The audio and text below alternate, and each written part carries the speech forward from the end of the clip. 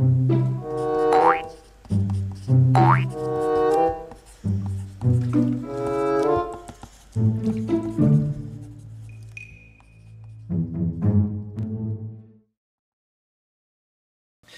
up, guys? How's it going? This is Enrique. This is Easy Things to Draw, and I'm making a video kind of like to give you some tips on the pen.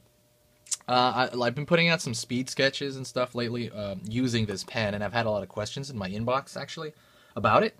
So I wanted to make a video a little bit kind of describing the pen a little bit more, you know, in general, like pen sketching.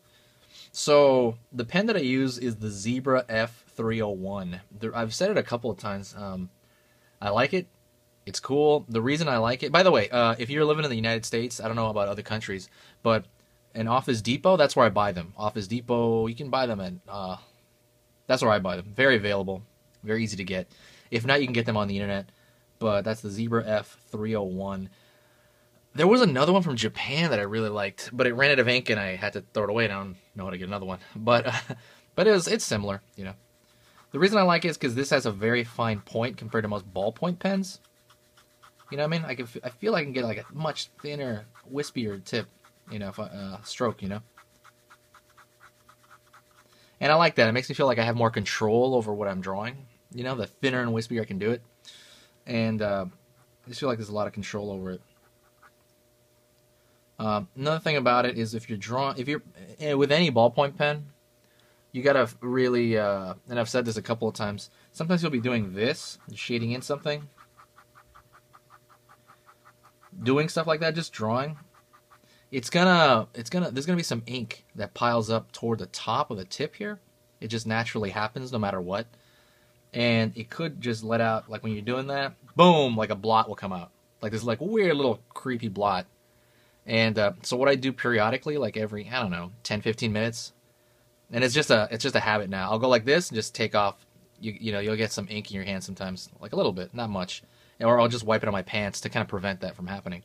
But this it happens a lot less with this pen. That's another reason why I use this pen. In terms of general sketching, I tend to sketch whatever I want in my sketchbook. I think I had a video about that. I just sketch kind of freely, you know. I do get some questions about like why do we need to draw on stages? You know, you don't need to draw on stages, but I mean, I you know, it helps a lot. I mean, I think it's like the best way to do it, to be honest, would be drawing in stages. For example, if I'm drawing, let's say like somebody says to draw them a monster of some type, you know, maybe it's a anthropomorphic monster, you know, something like with a, you know, man's body or something like that. There's a good chance I can just draw that freely, you know, without really thinking about it twice, you know? And I'll probably be alright, because I've drawn it so much. But if somebody tells me to, let's say I get a commission and someone says to draw their cat, like let's say their cat playing in a field or something, because I've gotten that before, way back, like, that's going to be harder, because I don't draw cats a lot, you know what I mean? I like hardly ever draw cats, so what I would do for that is I would gather up reference of different cats, you know, get a generic cat idea, do a bunch of sketches of cats, do some studies. Not it doesn't have to be that crazy, you know. It can be just like little 10-minute ones.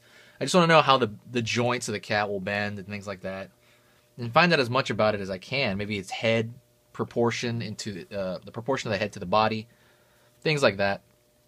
I would try hard to kind of study it for a little bit and really get an understanding of the way it's structured first, and then I would gather my page of reference, and then I would do that commission, you know, and I would do that stage by stage by stage, and that's the way I would do that, you know, because, you know, because we don't all have a library of everything.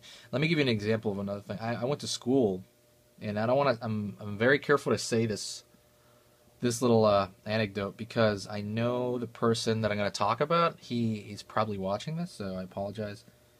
But in school, when I was in art school, there was a guy that drew animals better than like anybody I've seen I've met in person, at least. He's the best I've ever seen in person. He just drew animals so well. It was like second nature. It was like nothing.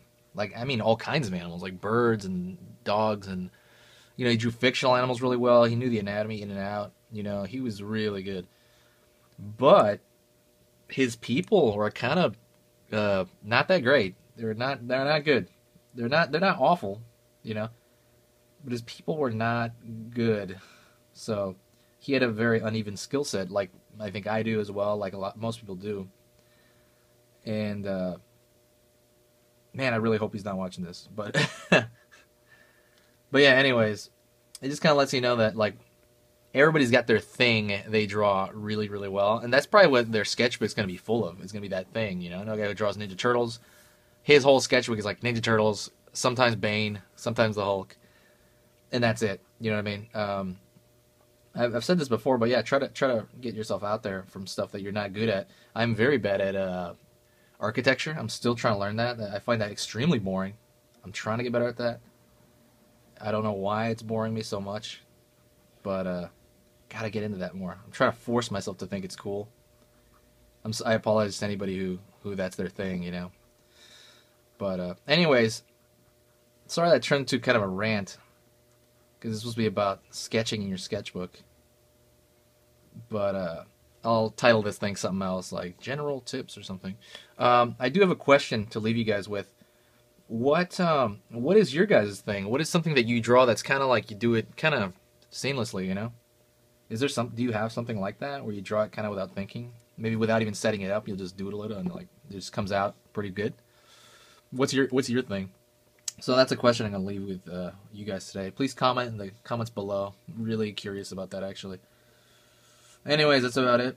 I'll talk to you guys later.